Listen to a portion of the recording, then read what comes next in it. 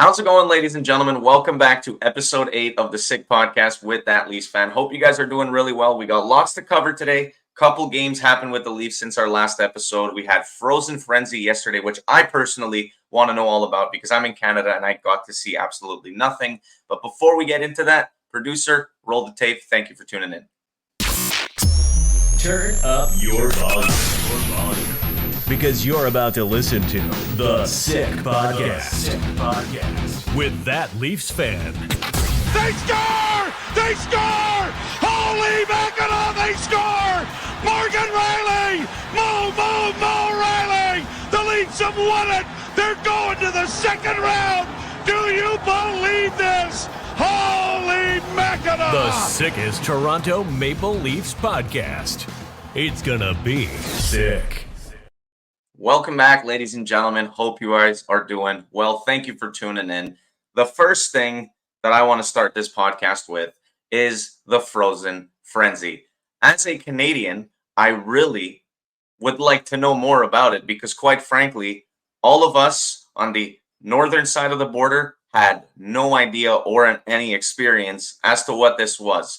Essentially, for those who didn't know, the NHL last night had every single 32 teams play, and they wanted to do like some sort of a red zone style, kind of like what the NFL does, in the sense where they're just flipping amongst games, showing you like the heated moments or like the exceptional moments of like when a team's about to score, when there was a penalty taken, a fight, and all that stuff.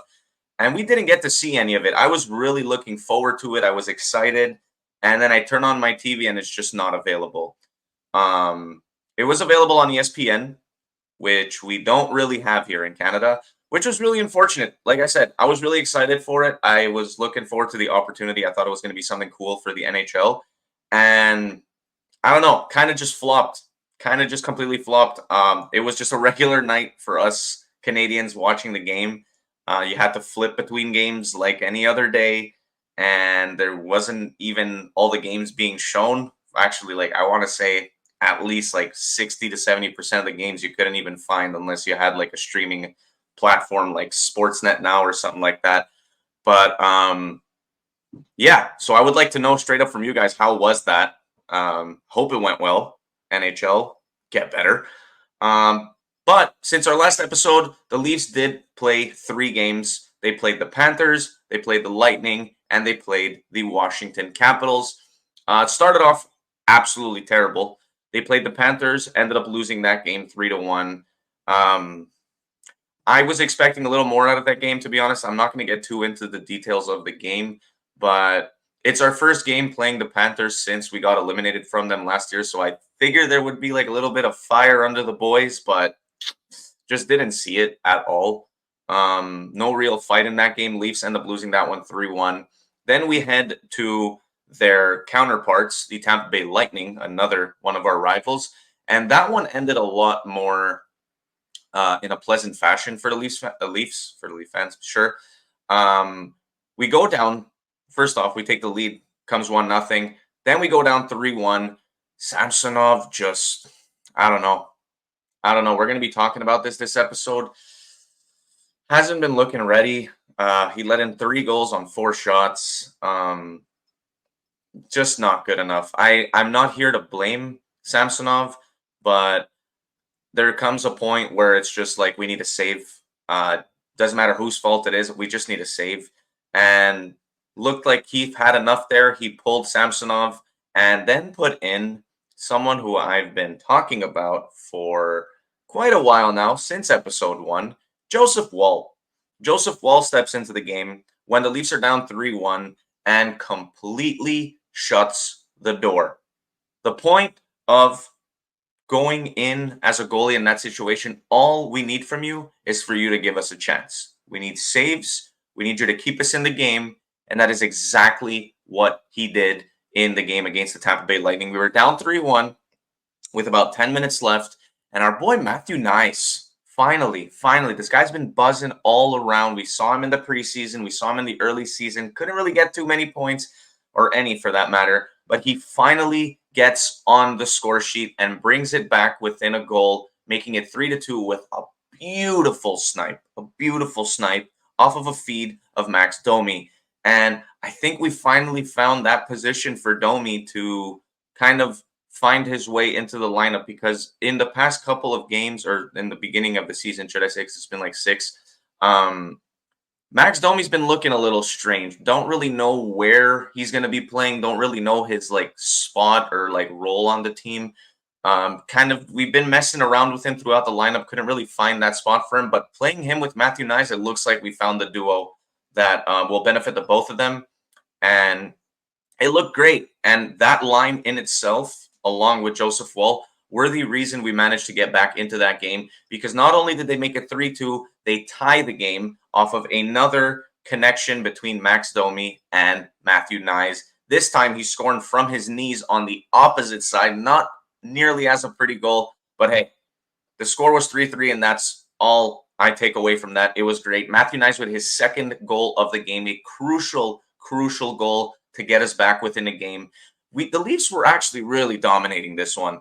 They finished the game with 54 shots. 54.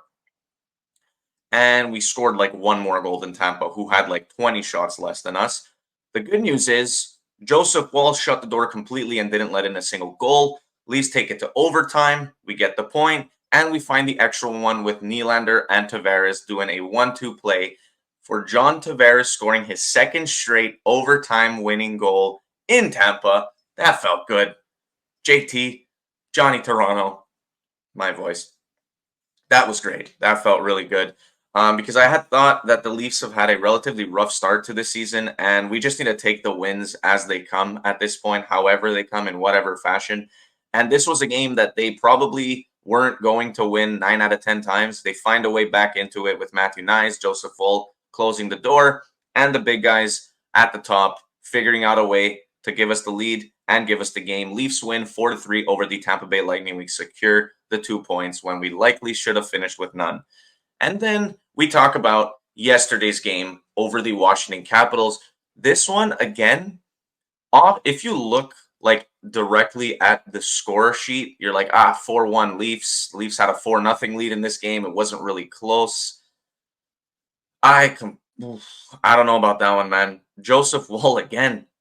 I think if it wasn't for Joseph Woll in the minimum first 30 minutes of this game, Leafs don't win at all.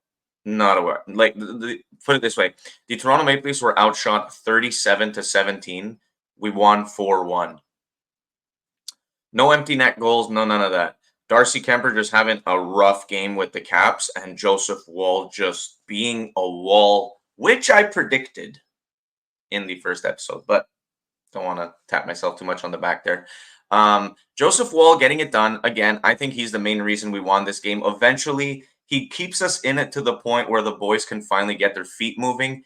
And then you start seeing the likes of Matthews and Nylander. And something I've noticed, like I said before, the Leafs finished this game with 17 shots. And compared to previous years, it looks like the Leafs are a lot more efficient with their decisions on shots. Usually in like 2016, 17, 18, and all of that, the Leafs would finish games with like 40 shots, 45 shots, but a lot of them were just like muffins that never really had a chance, and it's kind of just like buffing the stats. What I've seen from them this season is that at the very least, in some occasions, although against Tampa they got 54, so that's not necessarily true, but in this game particularly, they were a lot more like decisive about their shots and where they were going to shoot from, and they just capitalized on their opportunities, which honestly, thank God, because usually it's always the other team doing it to us. So it was good to see us finally doing it. A really funny stat from this game. So the entire top 4 lines, the entire 4 lines of the Leafs forwards, the 3 defensive pairings combined as a team through 60 minutes had 17 shots. Alexander Ovechkin himself alone had 14. 14. Alex Ovechkin had 3 less shots than the entire Maple Leafs team in that game. The Leafs played 60 minutes. Ovi probably had about like 20, 22, something like that. So he played like a third of the game and was only 3 shots away from outshooting the entire opponent being the Leafs in this situation. I thought that was an absolutely fantastic stat. That made me laugh. It made me laugh because we won. Because if we lost and that was a stat, I would probably have a hole directly through my TV right now, as many of you guys would probably be doing the same if you're as psychotic as I am. But what I take away from this is that the Leafs again finding a way. I haven't really been liking their play too much. It seems like in every different game there's a different savior, which is nice to see. You're seeing players step up, like again Matthew Nyes taking the game for us against Tampa, Joseph Woll, in my opinion, taking the game for this one. But I want to see a more balanced team overall be playing. We are 4-2, which is great. We managed to get 8 points out of 12 when I thought they're like deserving of maybe four, maybe. Um, it is the beginning of the season, though, so I'm not going to dive too deep into that. I'm just happy for the simple fact that we are at least with a positive record, despite not playing nearly to the expectation I think we should be at as a team. But that's going to build, hopefully. But the Leafs are now 4-2 in the standings. Um, Starting to get glimpses across the league as to what these teams are. But again, I think it still is like too early. Like I personally don't think the Detroit Red Wings are 5-1 good. Are they good? Yeah. Are they 5-1 good? I don't know. Is Alex DeBrincat actually on a pace of 170 points? No. Is his start to the season absolutely ridiculous? Yeah, it's nuts. Alex DeBrincat looks like the second coming of Jesus. I don't know what's going on. This guy is scoring from anywhere. Anytime he touches the puck, it's gonna end up in a goal for the Wings. Um, DeBrincat's looking good, man. Wow. And I'm so mad because I'm against him in fantasy. I'm against him in the 1 week that the Brinkat decided to go completely off was the 1 week I managed to match up against him in fantasy. I'm sure a lot of you guys can relate. There might be some of you guys who decided to take the Brinkat and are absolutely looking like mad scientists who previewed this long before it happened. If that happens, kudos to you. If you're against him like I was, goddamn, I don't even know what to do. What do you do with a guy who's getting what does he have now? Like 15, 16 points? It's ridiculous. But good on him. He's playing absolutely out of his mind. And you see that every single season where there's like a new player who kind of gets put in a situation that he flourishes. Like the Brinkat did good in Ottawa, but like he wasn't like you there was tension there, as you even noticed in the offseason. He looks like hella happy right now with the Wings, and it's paying dividends because the guy's putting up points more than I have fingers in a matter of like 5 games, which is ridiculous. But wanted to touch on that. Something I really did want to talk about though is the goalie tandem right now, like the situation in Toronto between Joseph Woll and Samsonov. To start the season, like I said before the game started, I really did think that Samsonov had earned his spot as a starter, at least to begin the season, because he did play great last year. He played completely like it. I can't really think of many games where Samsonov put us in a tough spot. And I can think of many situations where Samsonov, like Woll did in the game against the Caps yesterday, put us in a position to win the best way he can by bailing us out. But this season, I don't know what it is. Maybe he just hasn't gotten into his season form just yet. Or maybe he was overperforming last year. Not really sure what it is. Maybe he's dealing with an injury. Could be because he did end the last season with one. But Samsonov just not looking too good in the net. Luckily for us, Joseph Woll is looking very ready. He looks like there was a quote that I saw, and it was basically Joseph Woll saying that over the past couple seasons, he has had flashes of playing a couple games in the league. He dominated the AHL, and he was finally saying, you know what, like I think all of these experiences have come together, and I'm finally ready to take the starting position. Like I'm ready to be a starting goalie. And he's backed up his words with performances. Like he didn't let in a goal against Tampa, kept us in it, and we managed to fight our way back in that one. That's 2 points we wouldn't have had. Yesterday, I don't care what anyone says. If Joseph Woll didn't stand on his head for the first 30 minutes of that game, the Leafs don't win 4-1. The Leafs lose they probably lose 4-1, to be honest. But he kept us in it completely. He let in one goal on 37 shots, which again, incredible. Like, you are playing a team in the Capitals who haven't had the best of starts, but like, you have Ovechkin on the other team, and Ovechkin took 14 shots. 14. And he saved 13 of them. And the one that he let in, I don't know what the team was doing. We were on a PK. There was 4 guys in one corner, and they just left one of the greatest goal scorers of all time completely open in front of the net. No idea what you're doing. I don't know if you guys know that's Alexander Ovechkin. He's literally on pace to being the greatest goal scorer of all time. Maybe defend him. Just an opinion. But Joseph Woll again, though. I said it at the beginning of the season. I really think we're going to see a lot more out of this guy, and he has an opportunity right now to really try and set the precedent of becoming the Leafs starting goalie if he can keep it up. I think Samsonov again.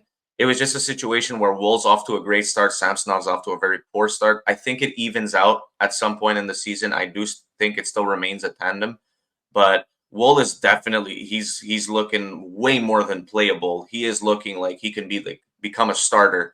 And I want to know what you guys think down in the comments. Like, what do you think is going to be the result? Hopefully, if we end up making the playoffs, it's way too far to predict that. But who do you think deserves the starting position right now? Like between Woll and Samsonov, do you kind of still give them? I think it's personally too early. I think you still give them each like 4 to 5 games and then really like make a decision. But then again, it's the NHL. It happens fast. You need the points. You need the performances. It's a cutthroat business. You got to play the hot hand. And Joseph Woll right now is looking like the hot hand. He's looking just like he's very calm. He knows what he's doing. He's not stressed. And that's where we're at right now. Speaking, though, of someone who looks completely unfazed by anything and is looking at the top of his game better than we've ever seen before, William Nylander. What a beautiful thing it has been to watch him this season so far. This guy is completely, like I said, unfazed by anything going on. He's already not a stressed person as it is of you guys. You guys have seen in like media coverage and all of that. But my God, he's just playing his own game, and there's not much other people can do about it. Him and John Tavares have been clicking like fire. It's beautiful to watch. But Nylander's just looking like he's stepping up. It is his contract year. He is in need of a new contract, which is you see it a lot across the NHL when there are players who are like in their contract season, they just tend to like level up. And honestly, I'm here for it. Sure, right now he's still a Leaf. I hope he's gonna be a Leaf for a lot longer. But at this point, for this entire season, he is a Leaf. So, like Willie, if you want to just completely go off, bro, I'm here for it. I'm completely here for it. Just so smooth on the ice, smooth with his passes, with his decision making, his confidence when he has the puck, his protection of the puck. It just looks complete. It's amazing. I think he's already yesterday he scored his 5th goal of the season or 6th. I'm pretty sure it was 5th, but he's literally keeping pace with Matthews right now, and he looks dominant. He looks really dominant, and I'm excited to see what else he can be bringing like throughout the rest of the season here. But again, recapping to what I've been saying, it is the beginning of the season. The Leafs are 4-2, but the Leafs need to be better. Like, we need to see a more structured game. They need to stop playing stop worrying about who the opponent is and just focus on your game. You know what I mean? Like, I don't know. I think like yesterday again, if Woll wasn't there to bail the boys out in the first 30, we don't win that game. That's 2 points we miss. And against a Washington team who's really not looking good this year, like we need those points. This year is going to be a dogfight. There's a lot of teams on the rise. There's a lot of just the whole league. Like there isn't really like an awful team. Like there's some noticeably lower teams and some noticeably better teams. But at the end of the day, every single NHL team can win the game on any given night. Whether you're first in the league or last in the league, every team is capable of winning. It's not that big of a spread across the board. And they just have to step it up. They are way better than this. We all know they're better than this. And they've shown like flashes. Like there are some players who are playing really good, some players who are still trying to find their game. But as a team itself, they need to start to put it together hopefully sooner than later. It is still really early. We do have a 4-2 record, which is nice, but we haven't really played a whole lot of like great teams, to be fair. Like the schedule's been relatively light compared to other teams I've seen. Like when we start playing teams like the Bruins, playing teams like the Avalanche, we got the Stars coming up tomorrow night. Like these are really good teams, and you guys need to show up to these games if we are to really be a competitive team this year. And I think we have what it takes to be a competitive team this year, but we got to figure it out in our own end. It's not looking great defensively. It looked a little better yesterday-ish, but again, that might have just been like Joseph Woll's doing, that he made us look better. We're gonna have to see though. I am excited to see what's to come. I am happy with the fact that it's 4-2. Let's just take it. Let's be happy that we managed to get 8 out of 12 points when we probably only deserved like 4, to be real. Is Joseph Woll going to be the starter? Is Austin Matthews going to keep up the ridiculous pace? Is Alex DeBrincat going to win the Hart Trophy this year? Who knows? Many questions to be answered. And the only way we're going to have the answers to those questions is by watching more games throughout the rest of the season. But guys, that is going to be it for episode 8 of the Sick Podcast with your boy, That Leafs Fan. I hope you guys enjoyed it. I want to hear from you guys. What are you guys feeling as Leaf fans, or as any fans, especially Leaf fans, though? What are you guys feeling so far? How do you feel about the team? Is there any changes you think that need to be made now? Do you think we just let it play out? Is it too early to make these decisions? I want to know. Hope you guys did enjoy the episode. Thank you guys very much for tuning in. Don't forget to hit the like button. It really means the world. Drop a comment. I'm excited to get to know you guys. And don't forget to subscribe. Turn on the notification bell so you don't miss a single episode. But again, thank you very much for watching. The Leafs are at this point still on a winning record. Hopefully they can keep that one up. Thank you very much for tuning in. I'll see you in the next episode. Stay safe, stay humble, and try to keep it together in the head as a Leafs fan, because we all know that's hard. Producer, roll the tape. Peace out. And that's a wrap. Hope you don't miss us too much until next time. Follow the Sick Podcast with That Leafs Fan on YouTube, Facebook, Google Play, and Apple Podcasts.